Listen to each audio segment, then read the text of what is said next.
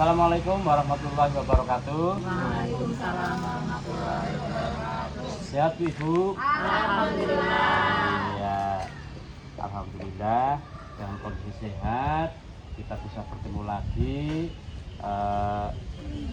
pada pengolahan bahan pangan bansos untuk memenuhi gizi pada makanan pendamping ASI atau MPASI.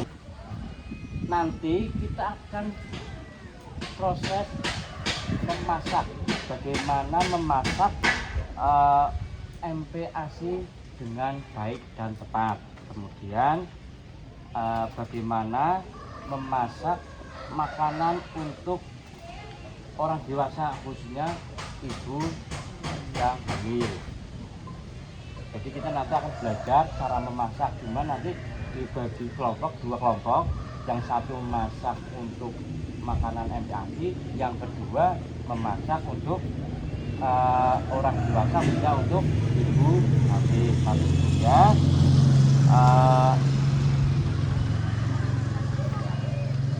sebelumnya saya akan menyampaikan materi-materi dulu. Kira-kira sudah ngantuk Mas ya? Oh nggih. Coba saya mau dengar. Halo. Hai. Hai. Halo. Iya, berarti lampunya hilang biasanya. Cara memasak ya, cara memasak MPASI atau memasak untuk orang dewasa yang sedang hamil. Mungkin ibu-ibu baca untuk bapak-bapak hamil. Yang pertama, gunakan cara memasak sederhana. Nah, cara memasak sederhana itu bisa melalui merebus, mengukus, dan memanggang atau menumis. Agar tujuannya apa? Agar nilai gizinya tetap utuh, hilang. Kira-kira ibu-ibu sudah biasa melaksanakan di rumah seperti itu? Memanggang, menumis, mengukus, dan merebus. Kedua, perhatikan kebersihannya. Nah, kebersihannya jangan sampai kita belanja dari tukang sayur kemudian langsung dimasak. Dicuci dulu menggunakan air yang mengalir. Kemudian tidak ada penambahan penyedap rasa. Karena apa? Ketika menggunakan penyedap rasa yang berlebihan, akan sering menggunakan itu, maka tidak baik dikonsumsi oleh kita. Ngaten nggih, gurih-gurih hilang. Nah, gurih-gurih hilang, ya betul. Tapi kalau ketika kita menggunakan penyedap rasa yang berlebihan, maka akan berbahaya bagi kandungan kita, khususnya untuk ibu hamil, kemudian untuk balita kita, karena tidak baik. Kemudian khusus untuk MPASI, makanan pendamping ASI, tekstur makanannya dilihat apakah masih baik, masih layak dikonsumsi atau tidak. Itu penting diperhatikan. Syarat-syarat pemberian MPASI. Ini ada 3 syarat pemberian MPASI. Coba saya tanyakan dulu. Yang pertama, kita tahu ya. Syaratnya apa saja untuk memberikan MPASI, Bu? Ketika anak berusia 6 bulan. Syaratnya ya. Oke, bisa. Kemudian Bu Rumiati. Nah, tepatnya yaitu yang pertama ada 3 untuk syarat pemberian MPASI. Yang pertama adalah tepat waktu. Tepat, maksudnya MPASI diberikan pada saat ASI eksklusif. Mung susune mawon, ASINE saja. Tidak dapat memenuhi kebutuhan gizi pada bayi. MPASI diberikan pada saat ASI eksklusif. Tidak dapat memenuhi kebutuhan gizi pada bayi. Kemudian ADUKAT Artinya bahwa MPASI memiliki kandungan gizi dengan jumlah memadai untuk kebutuhan gizi bayi seusianya. Jadi ketika kita memakan makanan yang bergizi, maka akan berpengaruh pada aksi kita. Oke? Nah, apa yang kita makan, apa yang kita konsumsi, maka akan berpengaruh pada aksi semuanya. Itu masuk di syarat yang kedua, yaitu adeukat. Kemudian yang ketiga adalah aman. Apa Bu? Aman artinya bahwa MPASI disiapkan. Cara menyiapkan yaitu steril. Cara menyiapkan steril agar terhindar bakteri dan virus yang menyebabkan diare, cacingan, hepatitis dan lain-lain. Aman dari bakteri. Kemudian yang kedua adalah penyimpanan dipisahkan dengan makanan mentah. Misalnya daging, sayuran, agar terhindar dari bakteri. Kemudian simpan di lemari pendingin agar tetap tahan dan steril. Jadi kalau daging disimpan pada lemari es di freezer. Nah, jika tidak disimpan di freezer di lemari pendingin, maka 1 hari sudah bau busuk atau ya. Kemudian yang selanjutnya, pastikan memasak makanan harus matang dan benar. Coba saya tanyakan lagi, syarat pemberian MPASI yaitu 1, tepat waktu. Tepuk hebat. Yo, tepuk hebat untuk diminta. Tepuk hebat. Hebat hebat. Hebat hebat. Hebat. Nah, tepat waktu. Kemudian yang kedua, coba ada yang tahu? Aman. Aman maksudnya aman? Terhindar dari bakteri. Betul. Ada yang lagi menambahkan?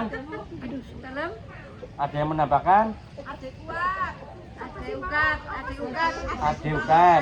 Iya, betul. Yaitu yang pertama tadi tepat waktu, yang kedua aman. Aman dari bakteri. Syarat-syaratnya penyimpanannya di lemari pendingin. Kemudian edukat, yaitu memiliki kandungan gizi dengan jumlah memadai untuk kebutuhan gizi bayi seusianya. Tepuk tangan untuk Bu Jumiati dan Bu Dira. Tepuk hebat ya. Tepuk hebat. Hebat hebat. Hebat hebat. Hebat. Iya. Kemudian ini saya akan menyampaikan kata kunci yaitu dari pembahasan tadi. Anak memasuki usia 6 bulan perlu diberikan MPASI agar anak terpenuhi kebutuhan gizinya secara seimbang. Itu penting. Oke. Saya ulangi, anak memasuki usia 6 bulan perlu diberikan MPASI agar anak terpenuhi kebutuhan gizinya secara seimbang. Kedua, ibu hamil perlu mengkonsumsi makanan bergizi seimbang untuk memastikan janin yang dikandung lahir sehat, cerdas, dan tidak stunting. Betul. Kira-kira dari ibu-ibu ini ada rencana apa yang akan dilakukan di rumah terkait pemanfaatan bansos? Tadi sudah disampaikan di pertemuan kemarin, sudah disampaikan terkait dengan pemanfaatan bansos untuk mencegah dan menangani anak stunting. Nah, ini ada rencana-rencana terkait janji diri pencegahan penanganan stunting. Nah, nanti ini janji-janji ini ibu-ibu, nah ini namanya tabel janji diri peserta. Nanti ibu-ibu ini dibawa di rumah, kemudian dicatat tanggal bulan, tanggal ini Nah, ini ada langkah-langkahnya semuanya. Kemudian ini saya review kembali ya. Kapan MPASI diberikan? Ya, kapan MPASI diberikan? Yang tepat dan sesuai. Nutrisi bayi 0 sampai 6 bulan 100% diperoleh dan tercukupi dari ASI saja. Nah, berarti nanti 0 sampai 6 bulan itu bayi diberi ASI eksklusif, tidak boleh dikasih jui, tidak boleh dikasih sayuran yang tapi khusus untuk ASI saja tuh ASI eksklusif. Kemudian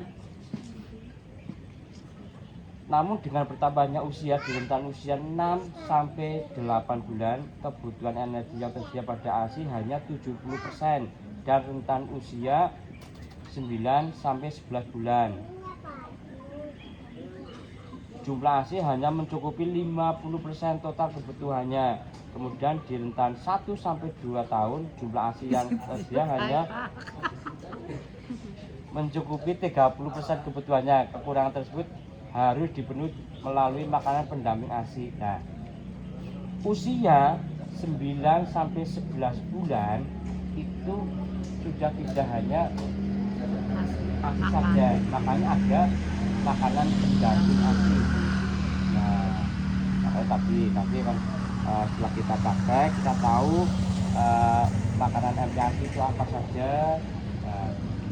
Yang khusus untuk ASI eksklusifnya itu umur berapa lagi? 0 sampai 6 bulan. Kemudian yang selanjutnya yaitu ini cara pemberian MPASI sesuai usia. Ini ya, 6 sampai 8 bulan yaitu lanjutan menyusui. Lanjutan ya, lanjutkan menyusui.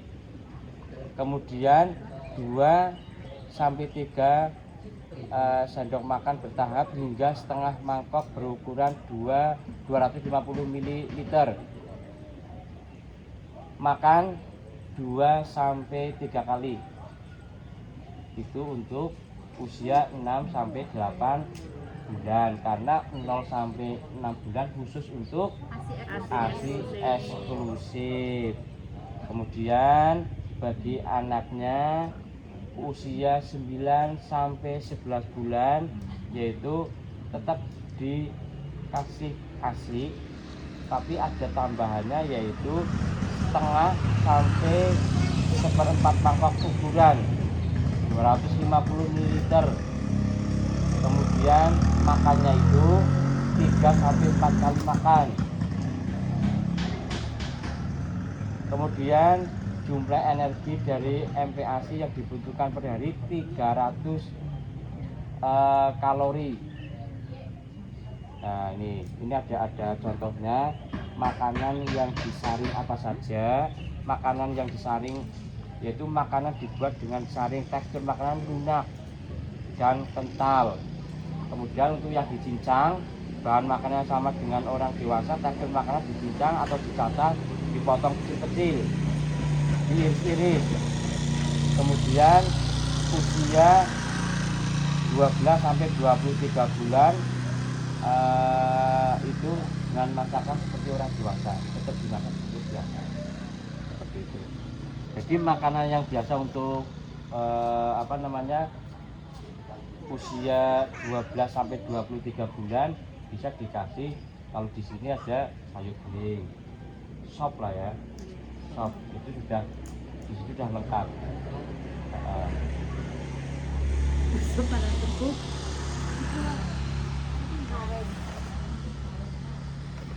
Seperti itu ibu-ibu ya. Jadi habis ini kita langsung praktek memasak MPASI, kemudian masakan untuk ibu hamil. Nah, nanti langsung masak di dapur sehat atau dapur kita.